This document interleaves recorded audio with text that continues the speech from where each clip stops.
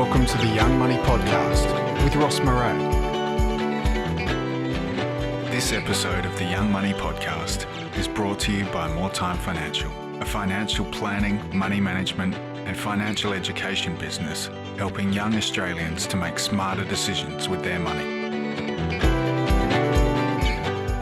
All right, so on today's episode, I have with me Tahlia Benefield. Tahlia, welcome and thank you for being on the show. Thanks for having me. So just to give everyone a bit of context, how do you usually introduce yourself? What's your kind of 1 to 2 minute introduction at the moment?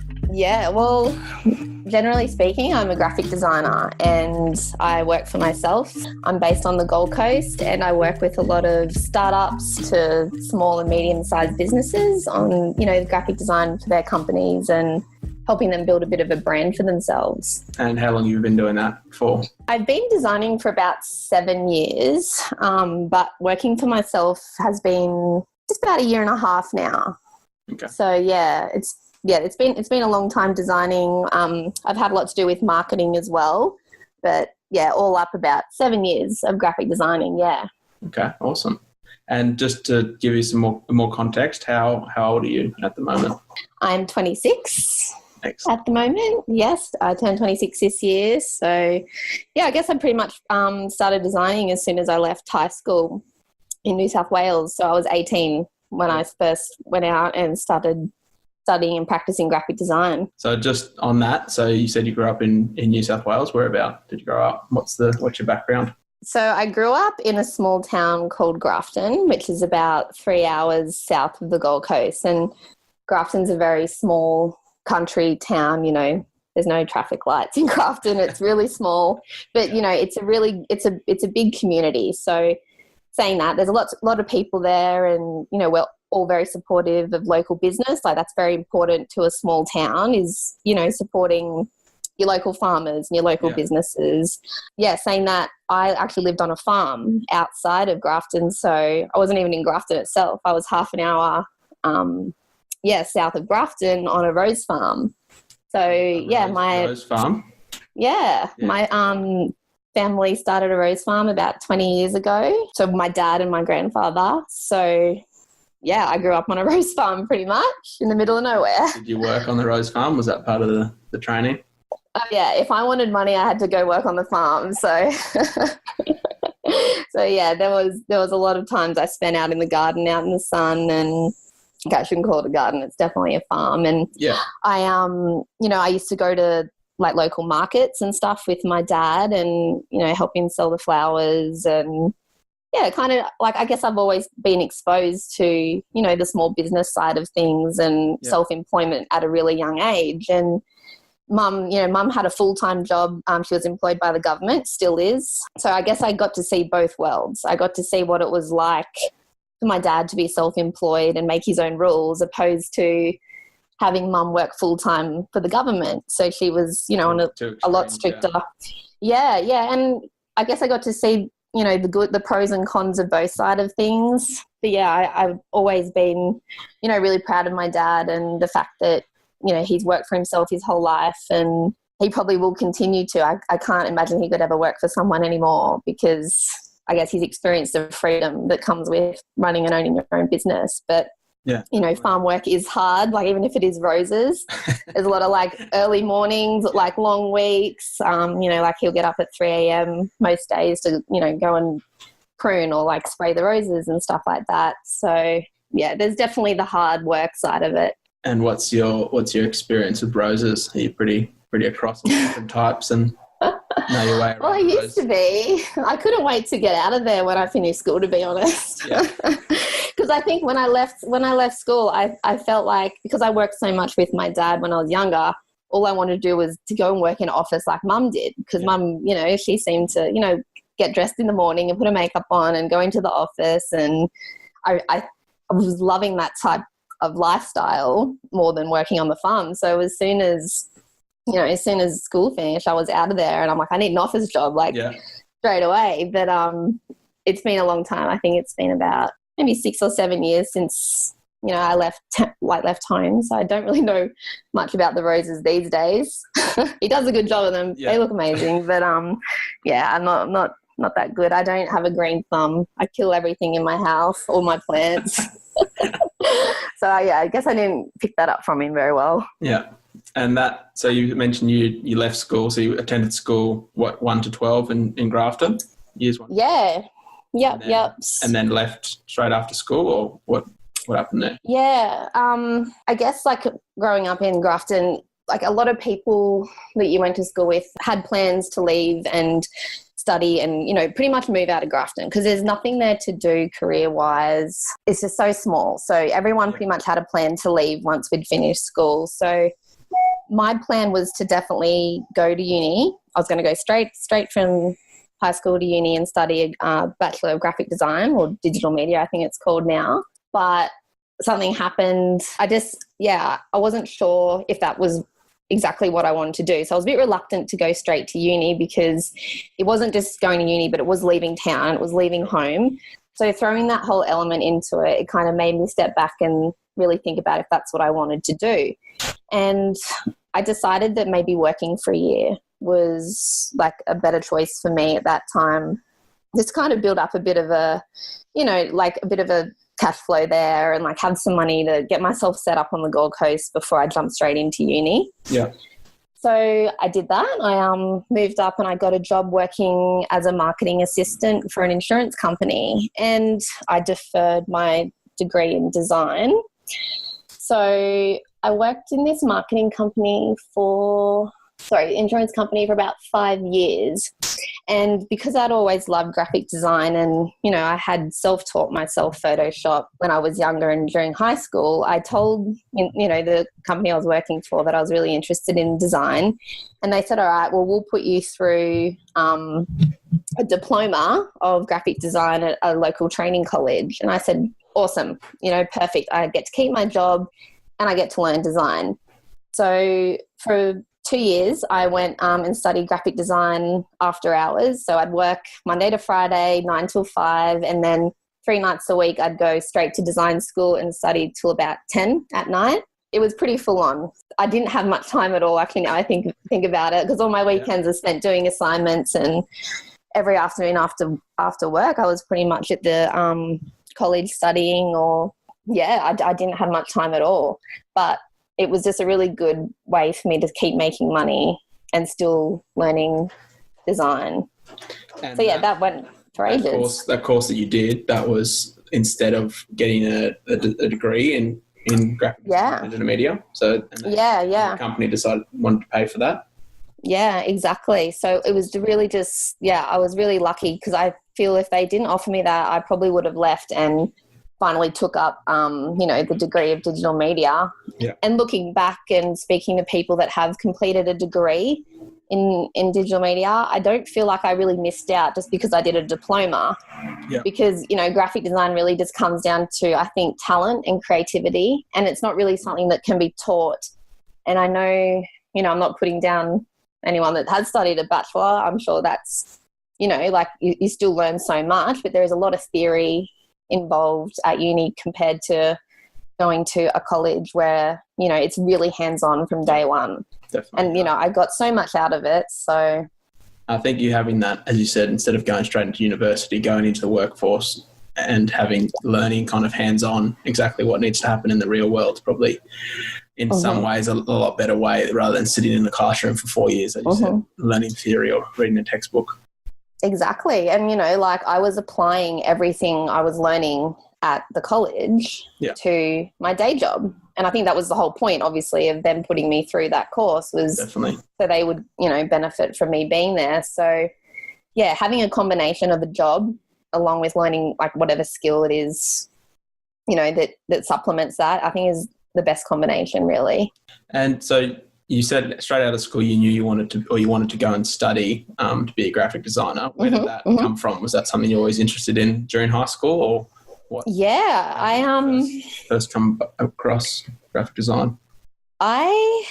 We were taught Photoshop in an art class, probably in like year 10 or something like that, and I was just so fascinated by the program and like how you could cut people out of pictures and put them like on a different background. And like, I know for assignments we had to just like cut out models and, you know, Google Images and whatever, and we had to put them in various backgrounds in like New York City and in the snow and on the beach and stuff like that. And I was just so, I don't know, I just really connected with that. I found that amazing. And I got my hands on like a legal copy of Photoshop, or I don't know how I got it. Yeah, I got it installed on my home computer, and I used to design invitations and stuff for my friends' birthday parties.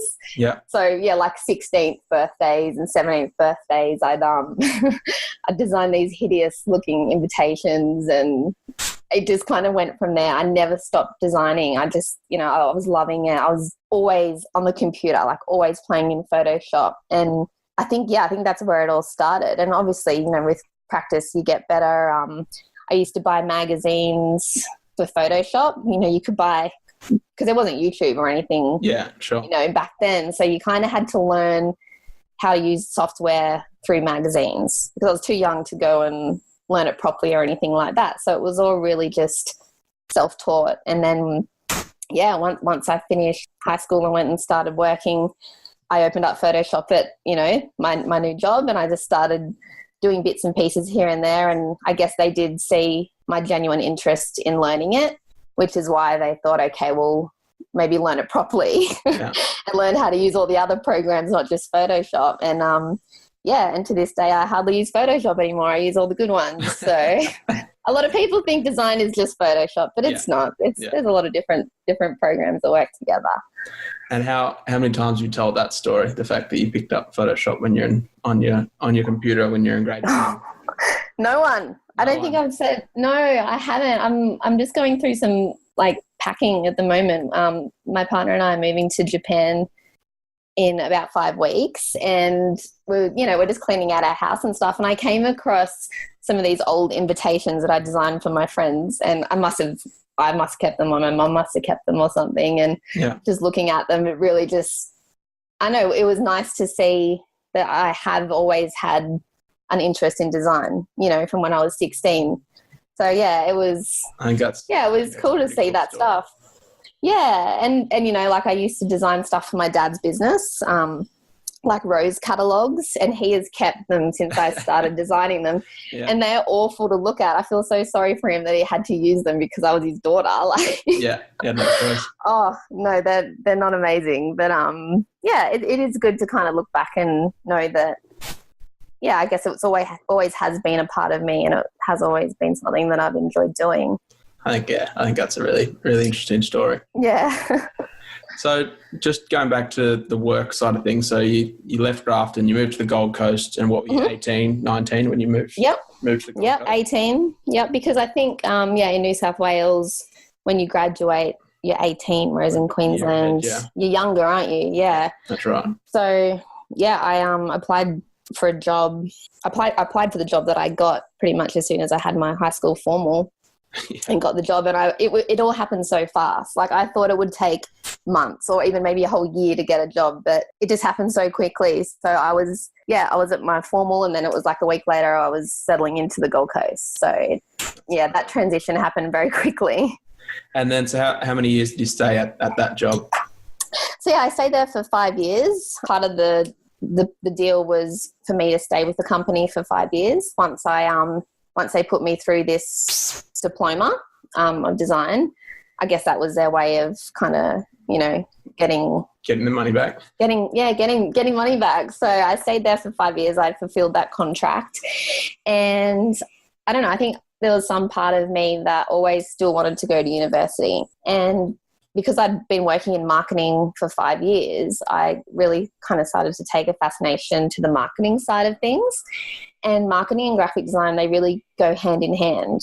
Sure. So I thought, okay, well, I've got my diploma in design. I think I want to go and study marketing. And marketing is something I felt like required, a higher level of education. So I obviously cancelled my deferred design degree, and I enrolled in a Bachelor of Business at Griffith University. And so I didn't finish working there. I started part-time Griffith Uni, and then I was still working full-time at this insurance company. Yeah. So the design diploma only went for 2 years, and I finished that, knocked that over. And then my last 3 years of full-time employment at this insurance company is when I started at Griffith, because I knew that I could balance study and work. It was something that I've already done. Doing it for 2 years. Yeah. So I'm like, why not? Like, I might as well just keep on studying and I'll keep on working full-time. But so you're studying part-time, working full-time? Yes. Yeah. So I never stopped working full-time. That was... So, yeah, for the majority of my degree, so I think about 2 years of my degree, I worked full-time, studied part-time, and with uni, obviously the demand outside of class is a lot higher than it is getting a diploma. So I struggled big time because most people at uni don't work full-time. Like that's going to be my next question. How did you fit in with everyone else at uni that went to class for a few hours a day, then sat on the beach the rest of the day? And then still didn't have enough time to get stuff done. I'm like, I don't know. I actually think that having so many commitments made me more organized and, you know, really taught me how to prioritize. And, you know, the company wasn't as flexible with me, you know, studying at university as they were me studying design, because I guess they knew that I was probably going to go off in another direction eventually. So they weren't as supportive in that sense. If I had exams on in the middle of the day, I'd still have to go to work in the morning, then I'd go do my exam and then I'd come back straight away and then I'd work late. You know, like it wasn't like, oh, I'll just have the day off and study in the morning and just chill out in the afternoon. So it was really, had to prioritize a lot.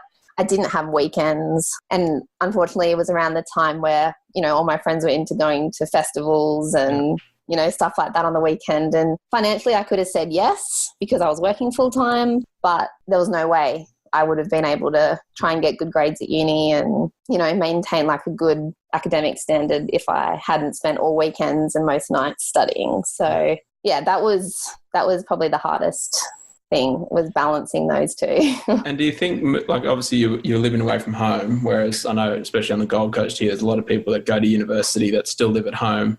I know that's what I did. So it was it wasn't that added pressure, I guess. But I think for you obviously living away from home, you would have been paying rent. Obviously then you need to support yourself. Yeah. Haven't got your parents there to support you, I guess.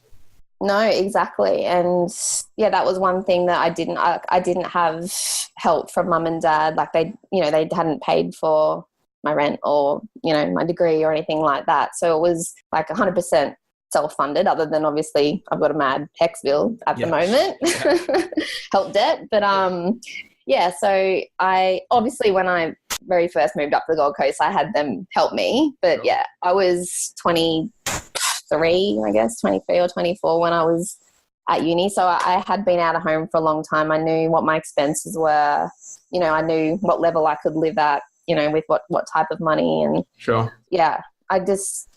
I couldn't give up that full-time job. I was so used to earning money that I couldn't imagine going to nothing, you know, or getting a casual job or a part-time job. So I kind of just did what I had to do in order to keep that full-time salary coming in while I was studying. So I guess that's how. Good life lessons. Yeah.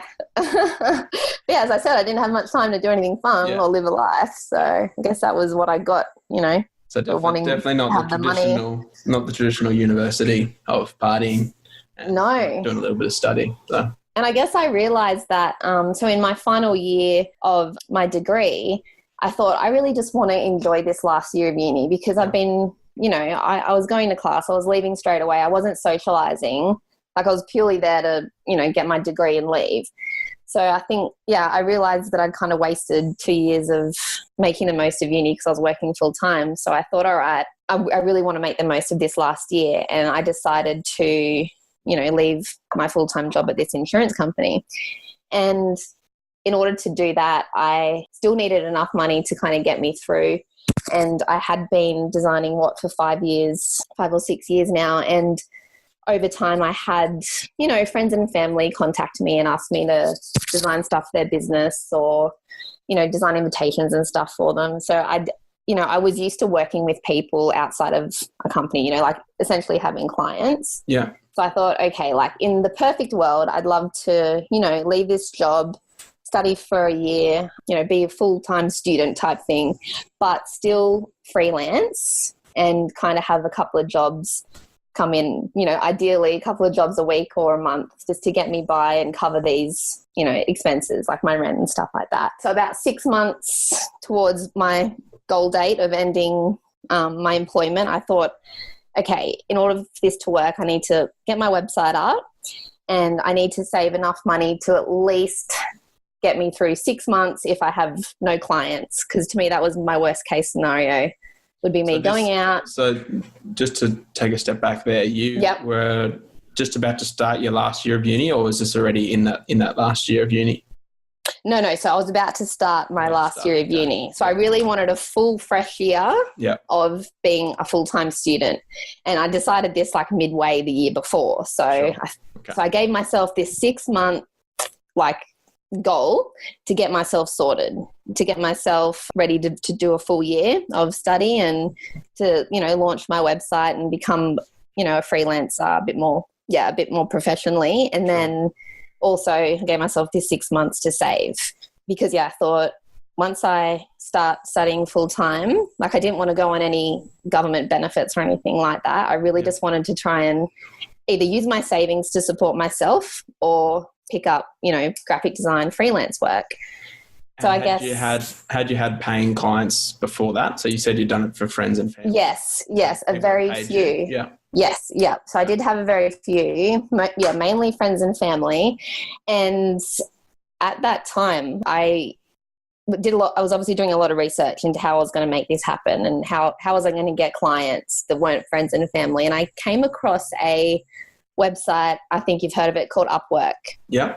And Upwork was in its very early stages of growth. And Upwork, for those who don't know, it's a platform for web designers, graphic designers, app developers, virtual assistants, and pretty much anything that can be done, via a computer or remotely. So it's this, I guess it's a platform for businesses to find people to help them one-off with bits and pieces for their business. So I came across that and I just thought, why not? I'll just build a profile. I don't have much to lose and I'll see what happens. So I set up my profile and I set it up at a really good time because Upwork was new and there weren't many Australian designers on this platform and there were a lot of Australian businesses looking for designers. At the time, it was very heavily, a lot of the Indian cultures, it was, I'm not sure what part of the world, but there was no Westerners on this platform. So there was a lot of struggle there for businesses to communicate. The culture. With language. Yeah. Yes. So I think when I'm setting up this profile and I'm an Australian and, English is my first language, a lot of people, flocked to contacting me because it was easy for them to communicate. My prices were reasonable and I was technically a local. So it was really good timing and I started to get a lot of contact and a lot of inquiries and it was just, it was kind of like magic because, I'd put it out there that I really wanted to, start freelancing and, set up this profile and all of a sudden I had, clients contacting me and people, getting quotes and stuff off me and that momentum just built and built and built. And I was finally at that place where I could say, I'm going to be able to make enough money to support myself through university. How long do you think that was? What was that kind of that time period? 6 months. It was the 6 months. Yeah. That's amazing. This happened so quickly and it's all because of timing. I don't know if I was to start a profile on there now that I'd get the same results because it's quite saturated at the moment with designers from, America and Europe and Australia. But it was just the timing and these clients that I met in those early days are still with me now. That's all. So it was really important for me just to do a really good job and keep that kind of relationship between me and, the client. And I guess I've kind of kept them the same client since then. So the 6 months, it just got really busy. As soon as I made that profile, I was flat out. So I was really comfortable to leave my job and obviously spend that year being a student, but as I said, that momentum kept building and I was still working full time. I was working for myself full time. I was sitting in my lectures designing logos for people and I guess I never really ended up getting that full time student life. Yeah. But it was fine because I was making money for myself and I was doing things on my own terms and I wasn't on student benefits or anything like that. So I think that's such an interesting side of things, because everyone, or not everyone, but a lot of people go the different route where it's, I'll study for 4 years, kind of maybe work a coffee shop or work that part-time job, and then I'll find a job. Whereas you've gone complete opposite, saying, let me find work for myself so then I can enjoy uni, which obviously ended up didn't doing as much as you thought. But yeah. No. I think that's awesome. I was definitely different type of student, that's for sure. But and that business kind of mind, or that kind of thought, do you think that came from seeing your dad do that, or seeing him? I think so. Yeah, definitely. And as I said, there is so much hard work involved in running, a farm. And I did see the really hard work side of it, but finding the balance between the benefits mum had as a full-time, government employee mixed with the freedom that dad had. I was trying to get this perfect combination of being able to do what I want, but still being, quite strict in how I work. Like, obviously I don't want to wake up at 3 a.m. to do work. So, sure. I like the fact that mum, she still went on holidays and, she had money to spend on holiday, and, she'd still work when, 9 o'clock or 8 o'clock in the morning and come home and pick us up from school. So, whereas dad, he worked a lot more hours, but when he needed the freedom, he also had that as well. He didn't take rules from anyone. Like, he set the rules. If he needed a day off, he'd have a day off. So I was trying to find I think I've always been trying to find that combination, like that balance between what mum and dad both did when we were growing up. So you finished the last year of university, you graduated with a Bachelor of Business in marketing? Yep, in marketing. Yep. And I guess because this whole freelance thing, it happened so quickly with Upwork, I didn't set up my business properly. I started getting paid pretty much 2 weeks or so after setting up my profile. I did my first logo design for $50. Yeah.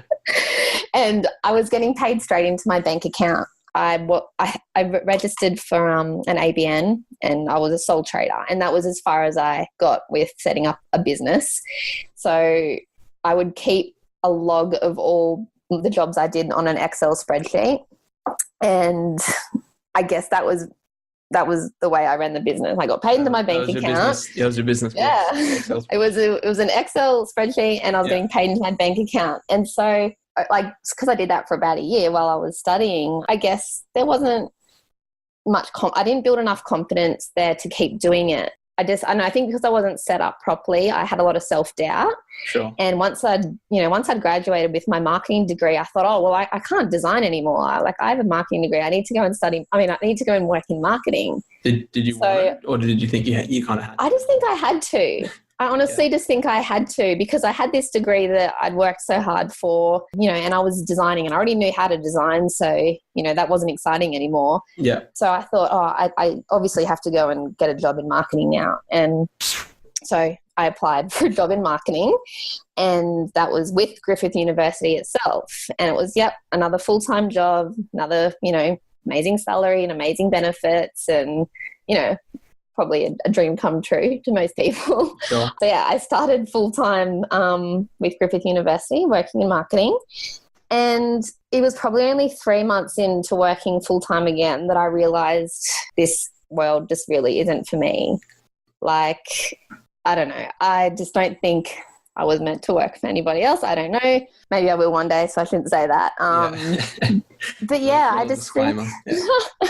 And because I still had clients contacting me on the side, I never officially said I'm not doing design. I still kept that there. Like, there was no... And still just through Upwork, that was your main source of Yes. business? Yes, it was. And then, it never stopped. So I always had clients. So even though I was still at Griffith working full-time, I was still going home and working on, client projects. But at this point, I'd obviously increased my prices. Sure. I got better at designing, and my whole design skills, they were so much better than they were when I first started. And I don't think I was giving my clients the attention that they deserved.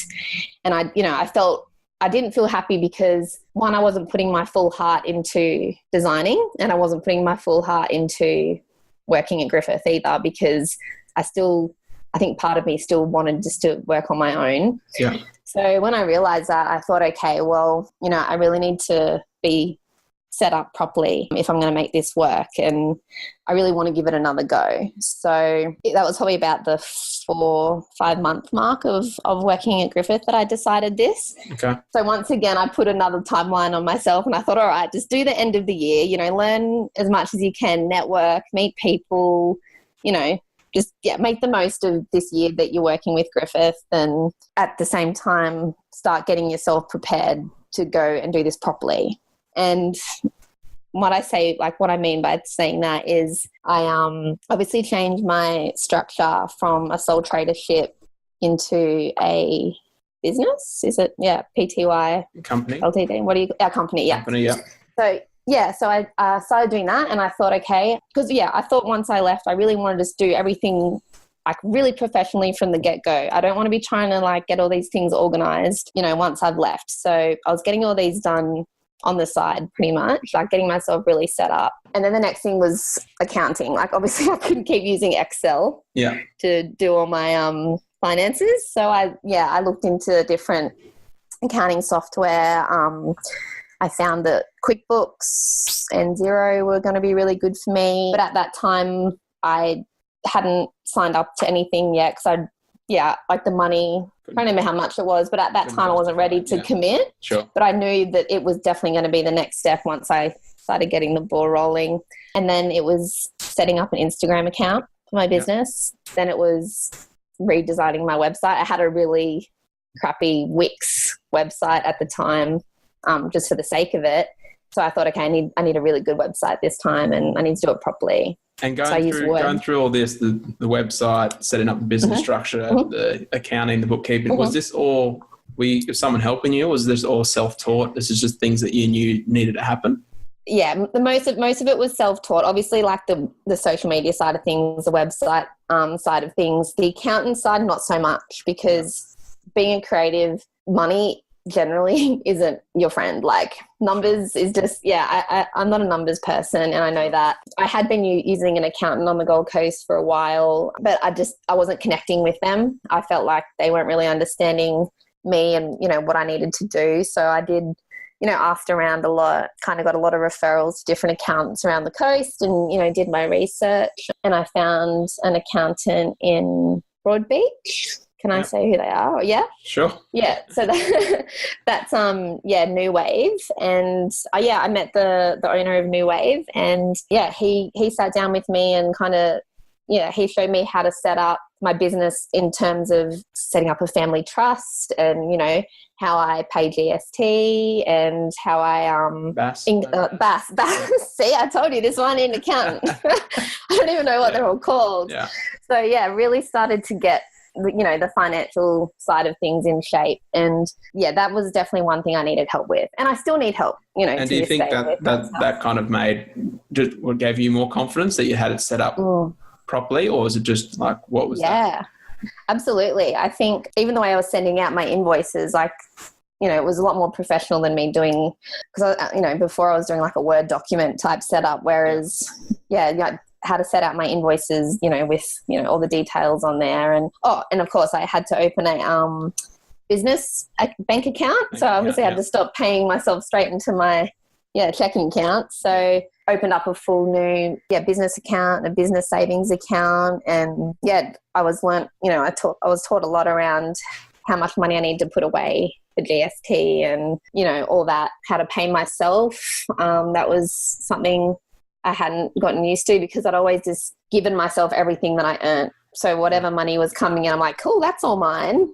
And then not thinking, I'm going to put away tax on this money. Yeah. So opening that business bank account was probably the best thing. And then being told to pay myself a lump sum, either, fortnightly or monthly or whatever, and being consistent. So that was probably one of the most handy tips I had, because then anything that was left over in the business bank account would be, for my tax or whatever, and, my expenses. So definitely getting help from an accountant, knowing that I'm not good at numbers, was the best thing I did to help me get set up and be more professional. And I found once I started doing stuff like that, I started being more professional in other areas of my business, I started paying for a lot more like premium fonts. Like that's something that a lot of designers will, they'll do for their clients is you get the standard fonts that are installed on your, your laptop or your computer, but in order to make designs look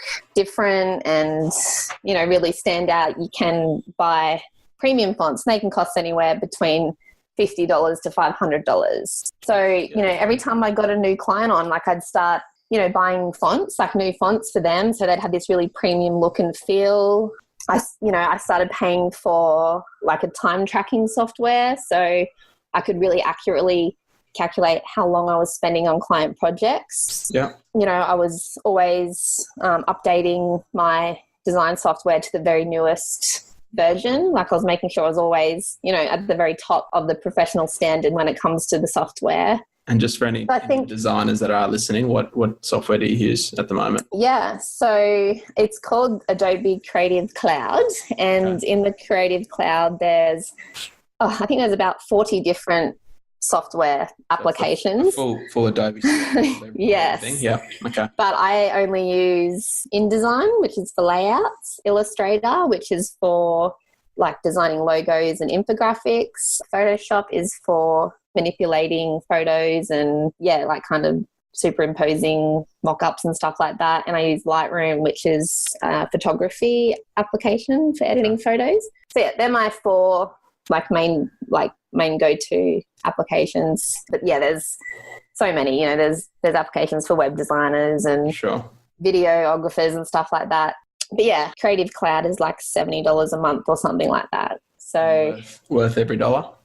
Yeah, well, I wouldn't be able to do it without it. Yeah. So yeah, I don't know. I think once I kind of got in my head that I needed to be professional and I needed to look professional, that I just needed to start investing more in tools that were going to support me, look like achieving that professional look. So and where my expenses went through the roof. I'm sure it did. But it's obviously investment back in yourself and back in the business, if you look at that sense.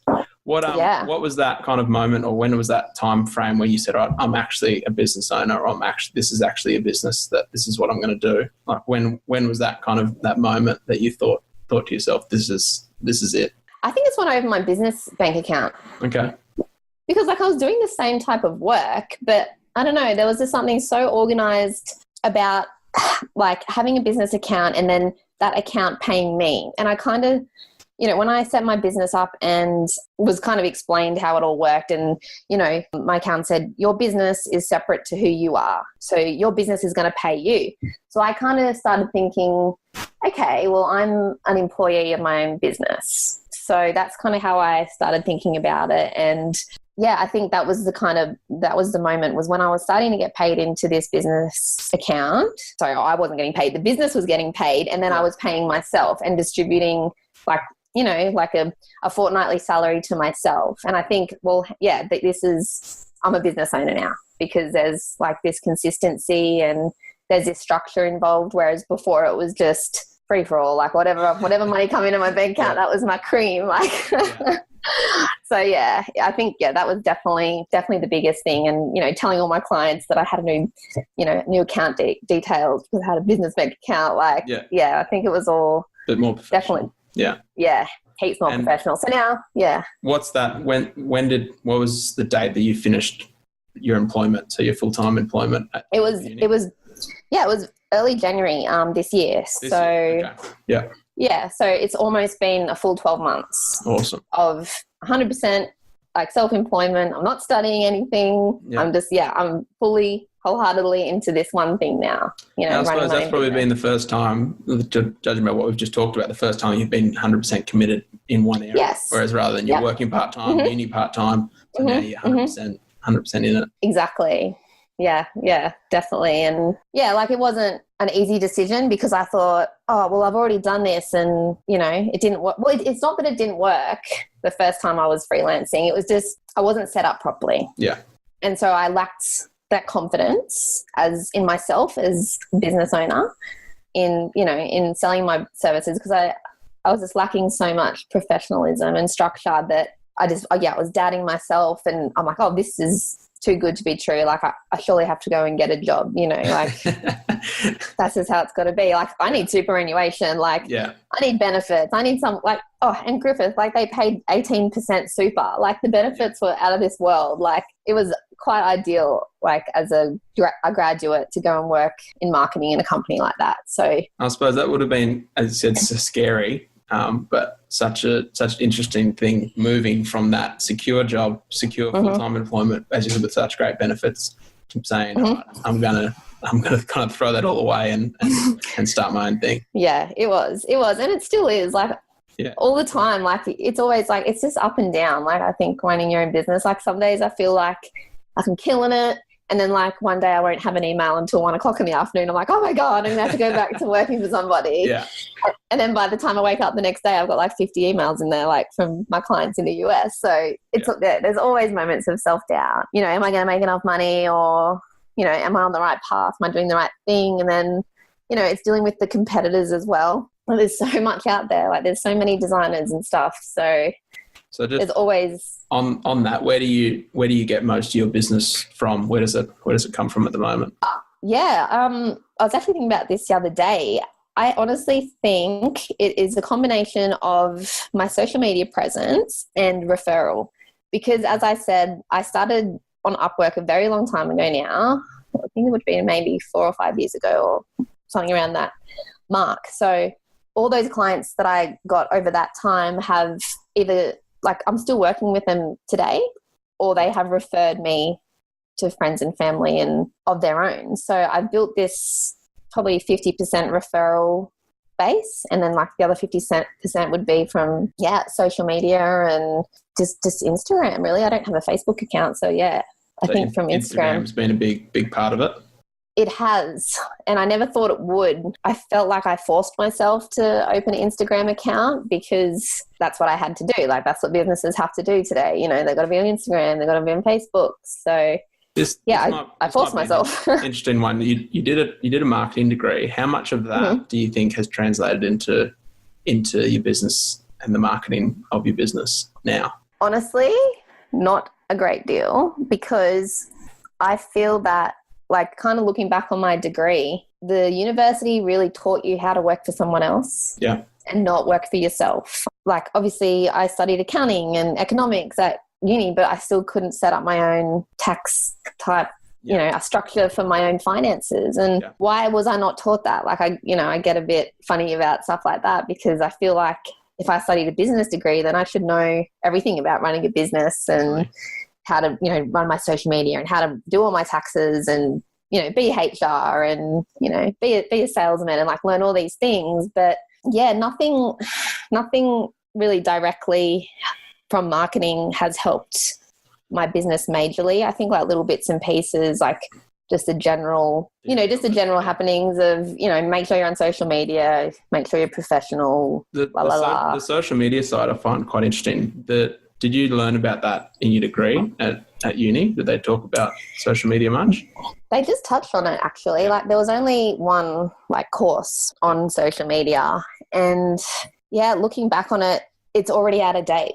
Yeah. You know what I mean? Like nothing that I learned from social media at uni is relevant today, because so much has changed. Well, that's why I asked, because I was kind of in similar boats, because I did the financial planning degree and majored in, did a marketing degree as well. And I graduated in 2012, I think it was, 2012, 2013. And it felt like it stepped in 2013, 2014, and everything I'd learned from marketing was just kind of almost thrown in the bin, because now the social media came out and just kind of revolutionized everything. And up until that stage, obviously Instagram and Facebook had been around, but no one was really using it in the way they are now. So it was really interesting. It was just like, all right, forget everything you learned, and exactly, it's something completely different. Definitely, it's got to be a self-taught thing. Yeah, I think. Like, you can pick up tips and tricks on YouTube and learn more than you probably would studying a whole course at uni. So I don't know. I think, you know, in a general sense, I'm sure I know. You know, I'm probably subconsciously knowing a lot about marketing and not really thinking about it. Sure. Like, I studied it for 3 years. I'm sure it's. Yeah, I find when I'm having conversations with my clients that haven't, you know, studied marketing or know anything about it, then yeah, I can definitely help and point them in the right direction. Yeah, I don't know. Uni's a weird one because yeah, I'm just not sure. I'm not sure if it's worth the $30,000 that I owe now or or whatever it is. Yeah, well, I'm sure a lot of people are in the same boat. Whether they get to the end of it, obviously if you need the degree for your profession or your type of career, then you've got no choice. But I think being in your case where you don't really need a degree to be a small business owner or a graphic designer full time. It's a hard pill to swallow when you see that HECS debt. Yeah, I know. And I think a lot of people feel like they need it in order to justify themselves. Yeah. Like I wouldn't feel right going out and offering my design services if I hadn't gotten that diploma, even though I already knew how to design. Like I knew what I was doing. Well, I'm obviously a lot better now, but back then I was still definitely capable of designing things, but I would never ever dream of like charging someone for my service because I didn't have, the accreditation tagged to my name. So I think, a lot of people that go to uni, for marketing degrees and business degrees in particular do it just so they can, justify why they should be working in that industry. Or gives them a bit of confidence. Yeah, but you hear so many stories about business owners that didn't even go to uni or dropped out of school, and like Richard Branson is like my idol. Like he didn't even, he dropped out of school, and look at him. Like it's, I think you need confidence more than like skill sometimes. Like, definitely. Well, not skill, like a accreditation or a diploma or a degree. Like just confidence to get out there and do something. I feel like it's slowly changing, but it's still ingrained where it's all right. You go to work, go to school from years 1 to 12, and then you get good grades, get an OP or whatever the system is, and then go to university, get a good job there. So you've got your degree, and now you go into work. And I think it's slowly changing. Yeah, but that's still quite the routine life. Yeah. Exactly. And saying that, like I can make my own hours, yet I still sit at my desk at 7, 8 o'clock in the morning. I have lunch. I come back and I'm like, I don't have to do this. I could go to the beach for lunch, but I don't know. I just, as you said, we're creatures of habit. And I find myself sitting at the desk on YouTube, like procrastinating, I'll be on Facebook or whatever. And I'm like, I don't even have to be on Facebook right now. I could actually just go for a run or go for a walk. But there's something about me sitting down at my desk that is just so like such a habit, and it's really hard to break out of. So definitely. Just talking about your business, what's kind of the biggest achievement that you've had so far in business, working with a big client, or just some sort of achievement that you've reached? At the moment, I'm just really, I guess, proud of myself for having this last 12 months being like full-time self-employed, because as I said, I've always been doing 2 things at once, and to have a full year of making this work has been amazing. Like I wasn't expecting it to be as good as it has been for me in terms of, clients and cash flow and stuff like that, because I've always been told that, the first year of business is hard, you'll probably operate at a loss, la, la, la. And I was kind of setting myself up to be disappointed after my first 12 months. But it hasn't been. Like it's been great. Like it's been so steady. The work's been amazing. Like I've picked up so many clients. And I realized that when I was writing my Christmas cards this year, because last year I only sent out about 10, and like this year I've sent out like 60. So I'm like, awesome. Wow, like I have more clients now. And at the end of last year, I worked for Snapchat, and that was really random and fun. It was a contract to design geo filters, those ones where you're in a certain location and you can swipe across and you get whatever filters set to that geographical area. So they contacted me. I don't know how they found me. What was that like? Was it an email or a phone call, or what? How did that work? It was an email, and I think they had found me through Upwork because they're a US-based company. So I guess, because I still have a profile on Upwork. I actually don't really use it anymore, but it's still a presence there that cost me nothing. So why not just keep it there? So I think they must have found me on Upwork and got an email, and they were specifically looking for an Australian graphic designer because all the filters that I had to design were for Australian events and holidays. Okay. So they were for like Christmas Day, New Year's Eve, New Year's Day, Mother's Day, Melbourne Cup, Anzac Day. So they wanted them to be Australian themed, and obviously they're a US-based company, and the designers there probably didn't really have a grasp on what it should look like for an Australian. So like they probably don't understand Anzac Day, sure, for instance. So yeah, I had about, I think it was about 50 Snapchat filters to design. And it was, Talk me through that. How long ago was that? This was in December. So a year. It would have been about a year. Yeah, last year. So you'd 12 months. Just started the business, like started full-time business, or you're still working? I was still working. And you get an email. Still working. Yeah. Get an email from Snapchat saying, "Can you design 50 geo filters for me, please?" Yeah, and I was just acting like I had all this time in the the like, "Oh, do you have capacity?" And I'm like, "Yeah, sure." But well, no, it's I not didn't someone really. you don't turn down and say, "No, thanks, I'm a bit busy." No, I was going to make this happen. So yeah, it was back to my old habits of working after I finished work. Sorry, designing after I finished work, designing in my lunch break, designing when I woke up, because I had to pump out 50 filters in about, I think it was like they gave me 3 weeks or something to do it, because it was just before Christmas that they were all due. And there was a lot of events that I actually didn't even know was an Australian, like, because I had to do some events for like the Western Australian show, or I don't know what they were called. So there was even a lot there that I didn't even know myself, so I had to do research. I'm like, okay, what's all this about? Like, I didn't even know we had this event in Australia. So I had to like kind of educate myself at the same time. So I made sure that the filters were relevant. So yeah, it took a lot of time, and it was a really big contract. It was a big project, but I got it done, and it was really cool. Like this whole year I got to see them kind of roll out over all the Australian events that have happened this year. I think the last one was the Melbourne Cup. Okay. Obviously, I didn't get to use that because it was only for people that were in Melbourne that got to use that filter.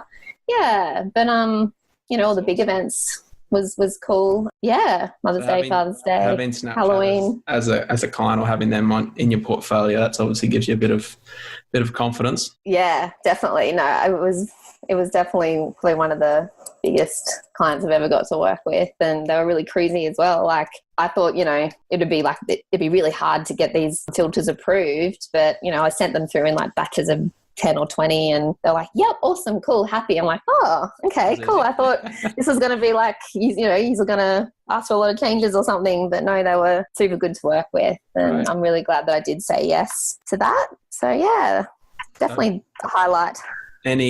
Have you got any businesses or any clients in mind that you would kill to work for or do design for? No, not specific businesses, but like industries in general. Like I've really been attracted to working with people in like the health and wellness industry. Okay. I just find that when I get to sit down with these people and hear about their business and hear where they want to take things, it always comes from a place of they're very genuine. Like they're starting their business because of very like personal reasons, and like their journey is quite, it's really lovely to listen to their journey. And I know that they're not people out there just trying to get into business to make money. So there's like this whole different aspect of people in this industry, like, their passion and their commitment to it. It's really inspiring. So I love working, with wellness coaches, yoga, retreat runners and studios on the coast and stuff like that, personal trainers, stuff like that. I just really connect with these people. They always have really good stories, and they're always really good to work with, and they're very clear on their visions. But no business in particular. Just probably Virgin. I'm obsessed with Virgin. They're like, I just love Richard Branson from as long as I can remember, and I don't know why. I'm just fascinated by him. Oh, he's a pretty interesting character. It's hard not to like. I can't imagine Virgin will freelance. I will take out a freelancer, but hey, we can always hope. You got an email from Snapchat. I'm sure that. Yeah. True. Yeah, we'll see. We'll see what happens.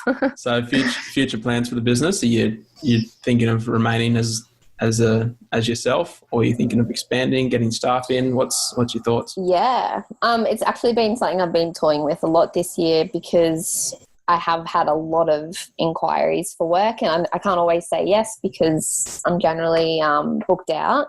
So it always comes into my head that, okay, I'm going to need to hire someone so I can say yes to these people. Yeah. But at the same time, I'm really enjoying this work-life balance that I've achieved. The fact that I can work when I want and have a day off here and there and go out and have coffee with my friends in the morning and stuff like that.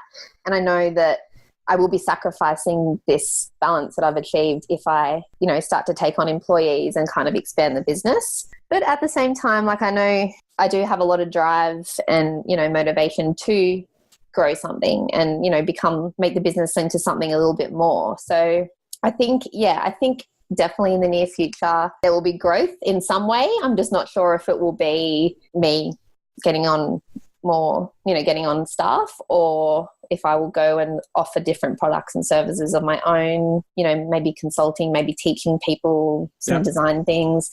So yeah, I'm not too sure, but it'll be something, because I think it's just in my personality to keep trying and keep doing more. So yeah, my partner Sam, I'm always like running up these ideas past him, and he's like, aren't you just happy with how you've done things now? And I'm like, yeah, but I can do this, this. Yeah, I know. So in all honesty, like I'm really proud of where I am, but I'll never be happy. Like I'll never be settled, because I always just kind of want to know what's next, and which is a blessing, I want something else to work towards. I bet. I know sometimes I feel so ungrateful when I realize, I'm always looking forward and not being present, and not being just happy with what I've done. Yeah, what I've achieved to date. But I'm definitely always looking forward. So I guess that's not going to change anytime soon. So on a personal note, you mentioned earlier on that you're moving to Japan, traveling to Japan. Tell me a bit about that. It sounds exciting. We've been to Japan before. Me and my partner, we went 2 years ago. We just took up snowboarding a couple of years ago and just really loved it. And I love the cold and I love the snow. And when we were in Japan, we thought, like, how amazing would it be just to spend an entire season in the snow, because as you know, like snow trips are always really expensive, and you can only really go for a short amount of time because of that reason. And when you're in the snow for like a week or 2 weeks, it's hard to get good snow days because you're only there for a couple of nights or whatever. So I think we just got to a point in our relationship where everything's going really well. Like, I can work from home, we've got good savings, we don't have plans to have kids or anything straight away. So we thought, why not, let's just do something completely out of our comfort zone and go and spend 6 months in Japan and go snowboarding, because we love snowboarding. Can't do it in Australia, really. Sure. Well, I guess you can, but it's not really a cultural experience to go down south. So so we just kind of made that decision a couple of months ago, about 6 months ago, and just kind of been working on making that happen. Booked flights, found accommodation, got our insurances sorted. We've got a mortgage at the moment. We've got an apartment, we've got a townhouse, in Burleigh. So we're just going to get my brother and a friend of his to move in and kind of pay us rent. So that way we don't have to move our stuff out, which will save us in storage costs. So I guess everything kind of just fell into place. Fingers crossed. We've got 5 weeks. Everything still needs to hold in its place. Yeah.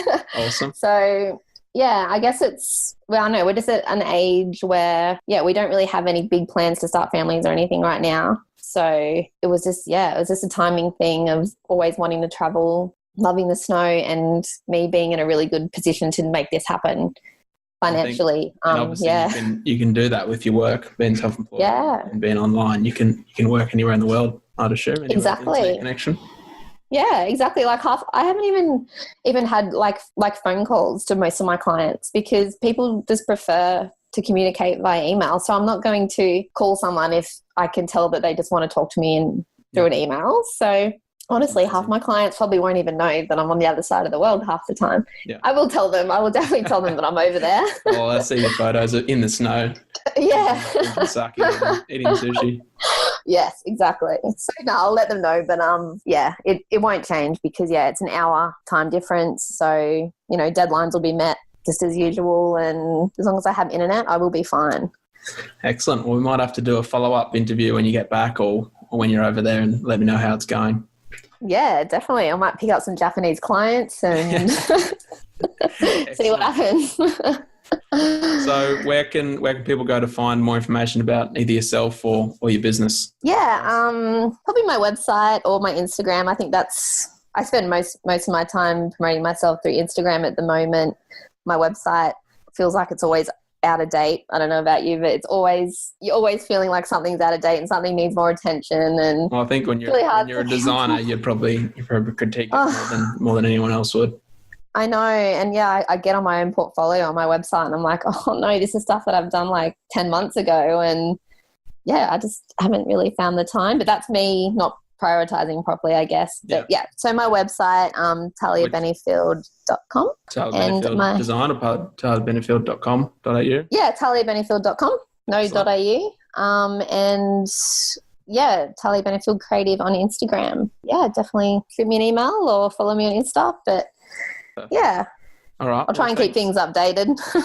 Well, looking forward to seeing travel photos. Yeah, there'll be lots of them. Well, thanks very much for being on the show. Really interesting chat, and hope it goes well for you in Japan, and looking forward to seeing what you're up to. Awesome. Thanks so much for having me. No problem. I'll speak to you soon. Cool. Thanks, Ross. Thanks so much for listening to the episode. If you've enjoyed this episode, please like, share, pass it on, and subscribe to our channel to stay up to date with all of our episodes.